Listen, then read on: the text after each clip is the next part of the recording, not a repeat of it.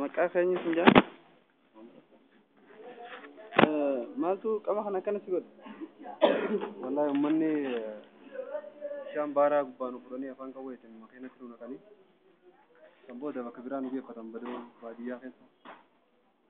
achi booda nu fuudhanii basawaalaa qabda jedhanii harka kiyyaa kana fuudhanii harka kana ni gartaame harka kana fuudhanii duduban na hidhanii guyyaa tokko guutuu dhagaa asirra na oolchan gara gubbaa ilaa ganamarraa ilaa sa'a 12 galgala achirraa fuudhanii ganama hidhaa wajjin miila kanaa waliin na hidhanii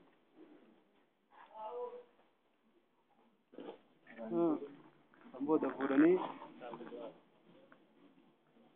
galgala nama lamaan hadiidan iddoo kana guutuu iddoo kana tumanii mataa kana hadiidan bakka hedduu na falatan bakka furmu kana akkasi fuudhanii guyyaa kaan fuudhanii na fannisan gidaara gubbatti gidaara gubban na fannisanii kana mismaaran fuudhanii madooshaadhaan fuudhanii gidaara irratti mismaaran addaan bakka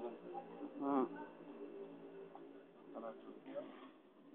akkamitti jalaa booda hundeessu duuba eegas booda eegas booda du'ee jaanii basaanis gaggabee waan takka bas lubbuun na keessa jirtu fuudhanii ala na darban karaa makiina irratti